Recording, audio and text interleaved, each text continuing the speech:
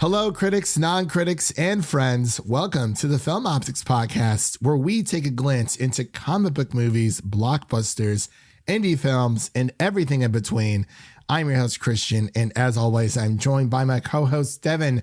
And today we're going to be reviewing episode 1 of Moon Knight, titled The Goldfish Problem, that is now streaming on Disney+. We're finally back into the swing of things when it comes to Disney Plus content for Marvel.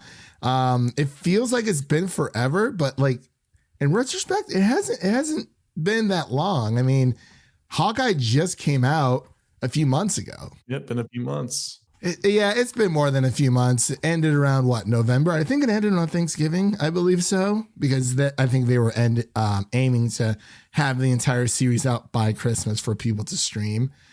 So yeah, it's been since about November, a couple of months here and there, but hey, we've gotten, Moon Knight is here. Like, it's finally here. We've also had a nice little taste of Miss Marvel as well. So I believe that's the next series coming out after Moon Knight. And I got to say, Devin, I mean, say what you will about Disney Plus when it comes to, the 6 episode thing is probably my biggest weakness when it comes to these new shows, but they know how to keep the content coming. I can't complain there.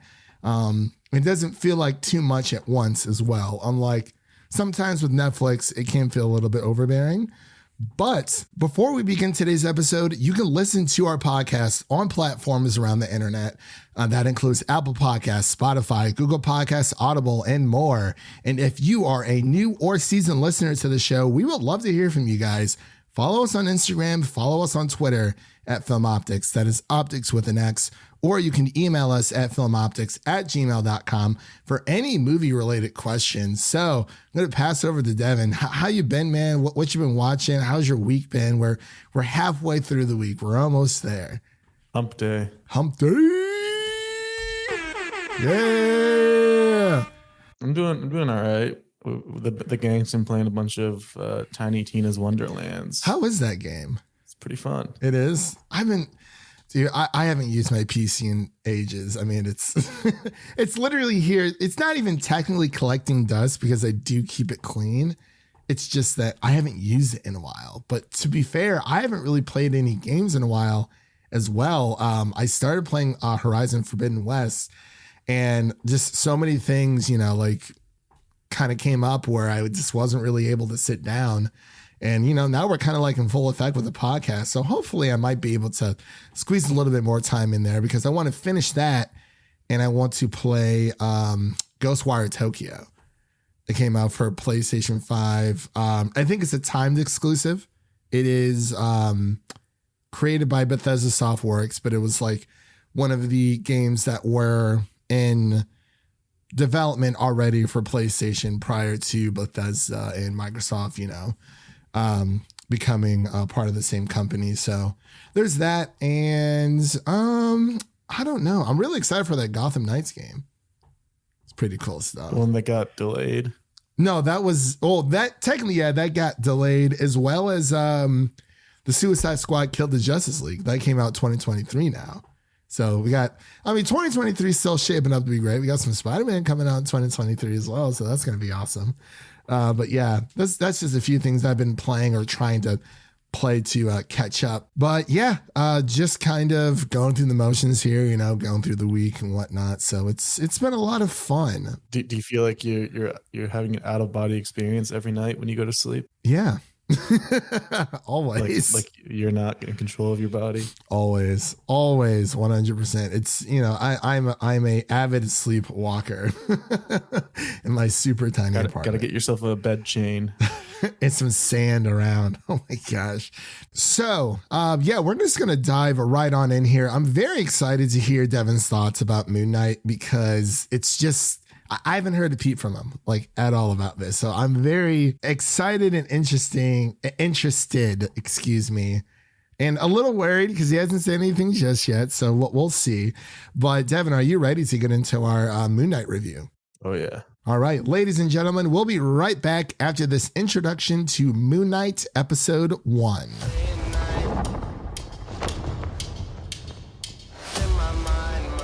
I'm losing it. Real catch you are. You're bloody useless, Stevie. Stephen.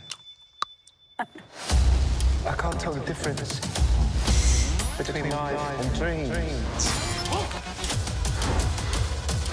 And we are back with our Moon Knight episode 1 review titled The Goldfish Problem, the first 1 out of 6 episodes that Moon Knight will be. Gotta keep up the theme of every MCU hero having a pet. Yeah, exactly. It's yeah, strong streak around here. The pet Vengers are in full force. I mean, DC's got their little pet team. I mean, why not? Yeah, exactly. I really enjoy how Marvel is just having fun with their own property. Like, you know, there are the serious moments and whatnot, but it's all about having fun at the end of the day. Because if you're not enjoying, you know, creating these or at least adapting these stories for movies and for television, then like what's the point? You know, we've had so many Marvel posters dealing with animals, at least around 9, I think, for now. So it's actually kind of cool. I love how, you know, marketing actually goes into that as well. We'll have to do a pet ranking. That'd be pretty interesting for sure. Oh man. But for those of you who don't know, this is actually Moon Knight's first debut, I believe, of any like series. I don't think there's any other Moon Knight like movies out there that I've known of, but he is more of a, I can't say like a C-lister. It's just one of the heroes that is lesser known. Like he's really not up there in the ranks with everyone, but man, oh man. And actually, full disclosure, before we actually go any further, before we get into the series info, I actually was able to watch the first 4 episodes of Moon Knight. But of course, no, not a peep from me whatsoever. We're going to be... That's part of why I haven't seen anything, because Disney's not playing nice right now, so I was not able to watch the first 4. Yeah, they've been very tight-lipped on a lot of things, and they've changed a lot of things since the before days, I guess you could call them. But it has been a wild ride. I'll just give like my overall, this is like a complete non-spoiler first thought of just what I've seen from Moon Knight so far, because I put this on serialized. It feels different from any other Disney Plus series, that it's riddled with Egyptian mythos while conveying a contained story, a part of the MCU, while also feeling separate at the same time. And of course, you know, Oscar Isaac, Ethan Hawke, perfectly balanced cast members here, and they deliver remarkable performances. And I would definitely put this as a top tier Marvel series from me, no questions asked. So that's my non-spoiler thoughts of episodes 1 through 4 of what I've seen so far. But of course, we're only going to be talking about episode 1 here today. So this series, man, oh man, the creator is Doug Moench. Stars Oscar Isaac and Ethan Hawke and Calamawy as well. And the synopsis is as follows. A former U.S. Marine struggling with dissociative identity disorder, is granted the powers of an Egyptian moon god, but he soon finds out that these newfound powers can be a blessing and a curse to his troubled life. I think that pretty much sums it up. That's a nice little summary.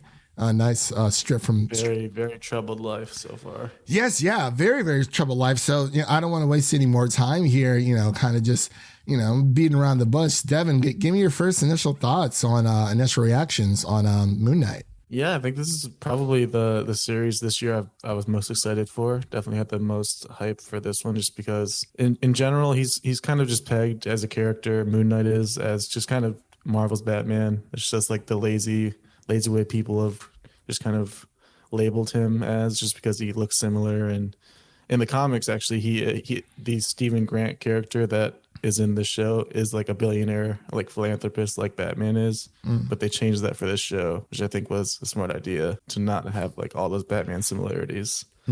But at the end of the day, like that's pretty much where the similarities stop. It's just that he was a rich guy who stalked the night and did justice. And vengeance. Justice. But I mean, yeah, I was definitely surprised because this is the most disconnected from the MCU that they've ever gone for. Like even more so than Eternals. Like at least Eternals, they had like Thanos and the Snap, and like there were some connections there. But at least the first episode, there's really like nothing connecting it to the MCU. It's just kind of its own property. You could watch this and not know it was the MCU.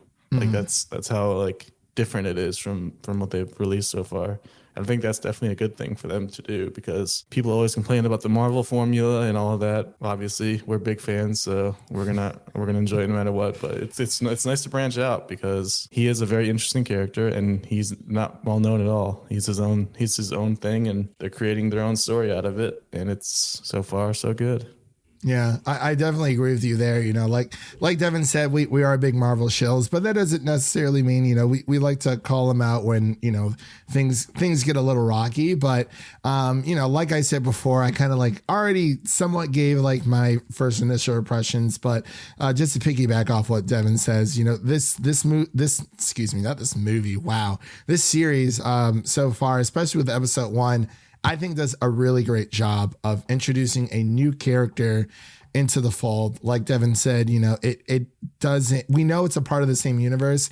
And for a while there was there was a little bit of discourse talking about if this was even part of the MCU. And I was like, well, why would it not be? It was literally the Marvel Studios intro during the very beginning. And I think it was like comicbook.com or something like reiterated saying, yeah, I guess the showrunner was saying that, yeah, like this is still a part of the MCU. It's just, you know, it's taking place in, you know, London and Egypt. And so it's, you know, it really goes into it's not a lot New York, but yeah, it's gonna have to be. It is a nice breath, like fresh breath of just like relief that it's not in New York, because I feel like what we've gotten so far outside of Loki, you know, Westview is like, you know, in New Jersey. So it might as well be New York, even though it isn't. It's like right on the outskirts.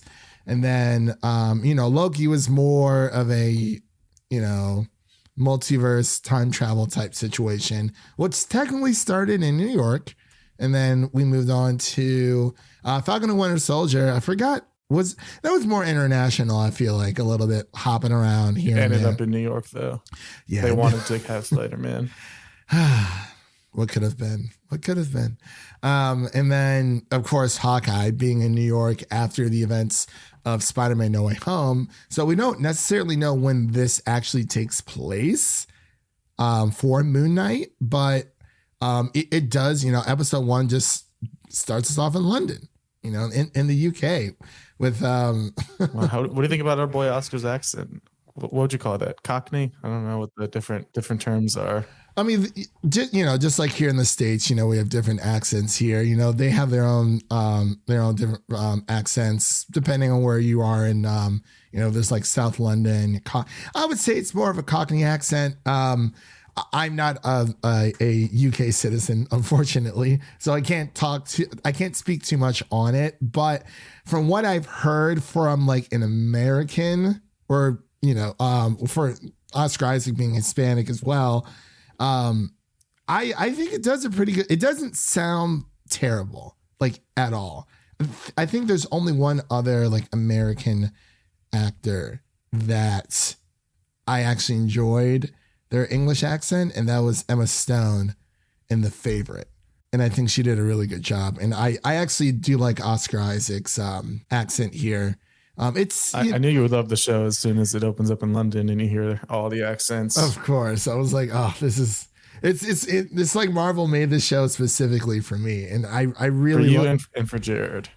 Especially for Jared. Yeah, I really enjoy, you know, I've already kind of talked about how it's separate, but it just, this season so far, or episode 1, excuse me, I'm still in episode 1 through 4 mode. For episode 1, and I did rewatch it again, and I really, it just starts off so beautifully, and it just feels, the tone of the show feels different. It, like, obviously there is this looming threat happening with Ethan Hawke's character, but at the same time, we've got like a proper introduction to Oscar Isaac's character. It's very. Steven feels like the I guess like the reserved, kind of like down on his luck type person. He's trying to make it by, just like one day at a time. Obviously, we know he has this sleeping disorder, and he's all kinds of messed up. You can definitely tell something's not necessarily right with him, but it's not like a threat type situation, at least from our side. He's just kind of like a weird guy that people really don't take seriously. You see that at his job, especially with his boss, who is like pretty freaking rude to him. He can't get a hot date though. He can. And I love the parallels, the back and forth where, we see a lot of flashes, and it feels not like it does have like a horror, like thriller tone to it, more like suspense, I guess you can say. Like you can always feel like there's some like looming threat going on throughout episode 1, and it just takes off like halfway through the episode. I don't think they really waste a lot of time dawdling here and there. Like it really just, hey, here's this new person we got here, his name's Steven. I really like it. Like I was thinking, I'm like, do I like this more than WandaVision? Like no. I gotta finish the rest of the season first, then to make my assessment to figure out what's going on. But this series is definitely on the right track for sure. Yeah, and the one thing I wanted to mention is that all the trailers and like little like sneak previews and everything, it seems like for the most part they've only shown stuff from this first episode, which I really like. Yeah. They're not like putting all the good stuff in the trailers like we've been complaining about a lot lately. Yes, and I really hope that this series does not get bogged down with the Hawkeye effect. We knew about, Florence Pugh being in Hawkeye prior to everything even happening. But I mean, I really did enjoy Hawkeye for what it was. But I do agree with you, Devin. The marketing so far has been just, hey, like we have this new show. And I feel like I was actually surprised when I got the first 4 episodes, because I was like, wow, like, I mean, that's more than half of the entire series. It's only 6 episodes. That is one thing I've always said Disney would change compared to the original. I guess now it's dubbed the Defender Saga. It feels like this is probably one of the more mature versions or stories we've gotten so far. Did you see what they did with Falcon and Winter Soldier? Yeah. I'm really hoping, especially in this episode, it'd be kind of hard to. Well, I guess it wouldn't be super hard, but it'd be kind of hard to edit some of those things out. But this does feel. Moon Knight feels a little bit more for a mature audience, but it does have that playfulness to it. What did you think of Ethan Hawke before we get into spoilers? I love Ethan Hawke. He's Yeah. so good. Him and Oscar Isaac together is just like a dream come true. Like I don't know how they pulled this off. Yeah. And just that, I guess we can get into spoilers, but that first scene, that glass and those shoes, just he's a freak. He's a freak for sure. I've seen someone do that before, and I don't know where, but I've definitely seen a couple times before in movies and stuff. And I'm like, ooh, that's got to be painful. It's mostly religious meaning for it. Right. Yeah. So, yeah, Devin, I think you said it best. Let's just get straight into spoilers. So, ladies and gentlemen, that is your first spoiler warning for Moon Knight episode 1, titled The Goldfish Problem. Again, that is your second warning. So if you haven't seen it yet, turn back now. Unfortunately, when it comes to these Disney Plus series, a lot of people tend to spoil things online. And I've seen a lot of things as of this recording, and it hasn't even been 24 hours yet. But sometimes, it kind of sucks, but if you're really looking forward to this series and, want to watch this with a fresh pair of eyes and, you don't know too much about the character, which I think is a good thing, I would stay off social media until you've watched it. I know it's hard. It's just kind of one of those things where, the internet's everywhere nowadays. We're not living in the Avatar: The Last Airbender days where, the internet wasn't really a super big thing. So a lot of things weren't really spoiled, but definitely, if you haven't watched it yet, try to stay off social media until you've seen it. I've just seen a lot of people giving things away, and may the odds be ever in your favor. Best of luck to everyone out there avoiding spoilers. So, Devin, hit it with me. What's going on with these spoilers? I guess I don't know. Like, you want to talk about the suit first, or do you want to talk about? Yeah, that's one of the parts in the trailers that like caught your attention, and then the way they have it as like the finale of this first episode, it's just so well done. And it's only the first episode. We're seeing all this cool stuff, and there's just so much more left. Oh yes, definitely. What did you think of the suit? Really quick, like I am really liking it. It seems it's just different, like it has like the Egyptian. Yeah, I think it's amazing. I love how it's just like it has its own mind. It's like its own thing. It's animated. It's like Doctor Strange's cape. Like it kind of wraps around him. Yeah. That's what I really like about it. And as we kind of mentioned before, for the synopsis that he has this identity disorder and a sleeping disorder. So I really love the direction of this first episode. Isn't the identity disorder just the sleeping disorder, but he thinks it's a sleeping disorder? Yeah. So I really like, the switching back and forth, there's this big, I guess there's a mystery to it, like, why is he falling asleep? What's taking over his body? And we finally see towards the end of this episode, the counterpart or the other side of his personality. So it's we have Steven, and then we have Mark. So it's like, yes, I'm just waiting for Mark to take over.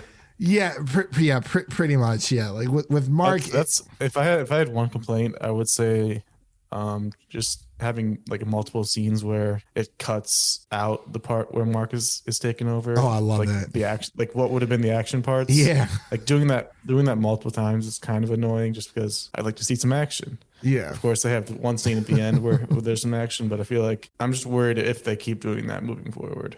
I don't think they will, but yeah. I feel like for the first episode, they kind of have they're trying to show and tell everything from Steven's point of view.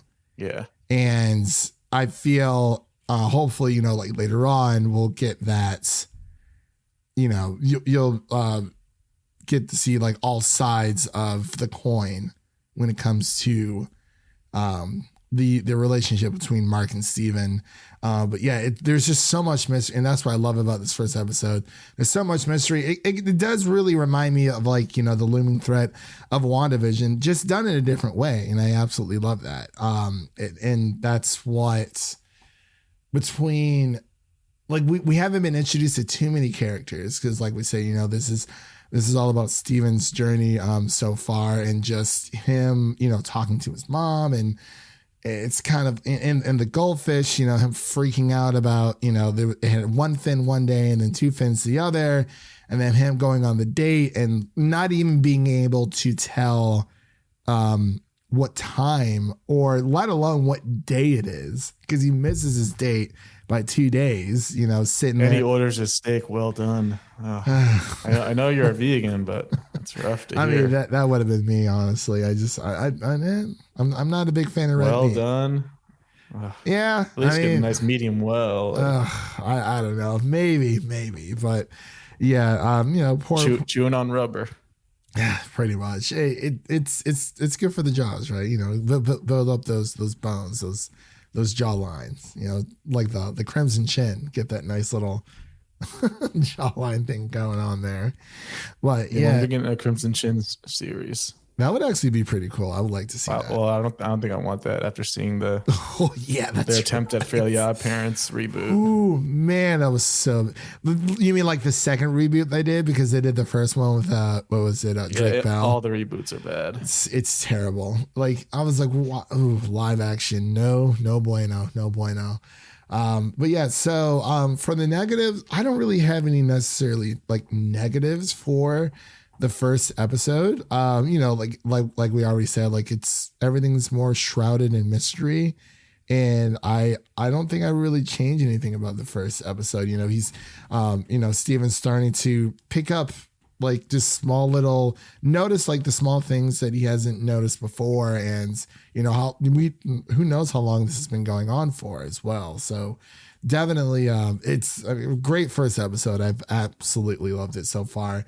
So let's get into our ratings, because I feel like we've already gone through like our final thoughts here. So I'll pass over to Devin, then I'll give my rating for the first episode of Moon Knight, and then we'll close on out here. Yeah, just definitely a strong intro to the character and to the series. It definitely brings you into his world perfectly. Stephen Grant, that is. And it did a good job of that, and focusing on him as a character before getting into the superhero shenanigans. Mm-hmm. But definitely a great start. I would give it like a 94. Like I mentioned before, I was kind of annoyed that they just kind of fake you out with the action scenes. Like, obviously the end result is him beating up bad guys and winning in glorious fashion and being bloodied and on top, and we don't get to see any of it. Yeah, but yeah. Hopefully our boy Mark takes over soon. Yeah, definitely. Sorry, Stephen. Oh, you're not Stephen. You're London flat. He calls his mum, you know, every single day. He's very loyal. I can't really do it, but yeah, I feel like that's more of a Cockney accent. If there's any UK listeners out there, definitely let us know over at Film Optix on Twitter to tell us if we're wrong or not. So definitely. But yeah, for me, I would give this like a solid like 95. Like this is a really great introduction to a new character that a lot of people just don't know about. And, you know, like this is why, you know, stories or comic book movies get adapted. You know, we're seeing it with Miss Marvel, we saw it with Hawkeye and Loki, and just there's been so many things. Obviously, you know, we kind of started off with a familiar route of these Marvel shows, but now it is, you know, finally getting more into the unknown when it comes to that. And I think that's one thing the MCU does really well over like Star Wars. I mean, as much as I do love Star Wars, and I'm very excited for the Obi-Wan show, I feel like they can't really break out of that Skywalker saga type, you know, story to kind of venture forward with new characters and whatnot. And obviously, you know, there are ties for Hawkeye and whatnot for like Spider-Man and a few things here and there, but the Marvel Cinematic Universe, I mean, slowly but surely, they've definitely been able to start to move out of like, you know, the whole Tony Stark and the Captain America type phase, you know, of course, with Black Widow as well. You know, there's a few looming things here and there, but, you know, they are trying to move this universe into a different direction. And I think Moon Knight is a perfect entry to this larger world, and I'm interested to see how it fits in. Again, you know, we don't know when the timeline is for this, as we mentioned before, but I'm loving what I'm seeing so far, and I can't wait for next week. So that pretty much concludes our episode here of Moon Knight episode 1 here on the podcast. Thank you guys all for listening as always, and of course, thank you to my wonderful co-host Devin for coming on each and every week. You know, we're past the end game now, but yeah, a lot of fun stuff coming up on the podcast. I believe we're going to be reviewing Morbius here coming up. Morbius. I'm very, very excited. Tomorrow. I know, tomorrow. So that our Morbius episode will be dropping on April 4th, Monday, April 4th. So, you know, we'll be closing out the rest of March here within the next day, and, you know, moving on to April showers. So that'll be a lot of fun. We have our Sonic the Hedgehog 2 review that'll be dropping on the podcast. I believe that will be coming out April 11th. And we're also going, of course, you know, each and every week we're going to be covering Moon Knight as that airs. And also we're going to be concluding our Hunger Games franchise revisited series. We were finally able to, you know, come up with a time and a date. So definitely look out for that within the coming month of April to conclude that franchise revisited series for you guys. I'm very excited to talk about that at least one more time until the new series hopefully comes out, The Ballads of Songbirds and Snakes. So that'll be very, very interesting. I'm really hoping that's a TV show. It better be. But that's pretty much everything coming up on of course, our Everything Everywhere All at Once review. So that'll be coming out hopefully within the next, hopefully within the next week, or whenever people, normies or casuals, whatever you want to call, people are able to go see it. It still kind of blows my mind that it's not available in like every single market yet. Like, I know it's in New York and LA, but it's like, come on, not everyone lives there. I'm supposed to be seeing it soon. Actually tonight. Yeah, tonight. So that's very soon. So definitely keep a lookout for that. We don't know when that'll be coming out, sometime in April, but we do definitely want to cover it once Devin's able to find it in his theater. Would be nice. It would be. It's very weird. Like, X is coming out like everywhere, and then we get this other amazing movie, and it's like, oh, sorry, you have to wait until, I think it comes out in full force in every single. I think it's April 8th, so I think it's the same weekend as Sonic. So we might be able to squeeze that in. We'll see. But the one thing we always ask everyone to do is to share an episode of our podcast with a friend, whether it be your mother, your brother, your lover, whoever it may be. Make sure to share an episode of the Film Optix podcast with a movie lover in need. So that pretty much concludes everything we wanted to talk about here today. We will see you guys when Morbius comes out. Pray for us. So we're going to get out of here, and we hope you guys have a great rest of your week. And that's a wrap for today. Thank you all for listening. And if you enjoy the show, leave us a 5-star rating and review on Apple Podcasts and Spotify. And follow us on Twitter and Instagram to stay in the know. That was Devin. My name is Christian, and we'll see you guys in the next one. Peace.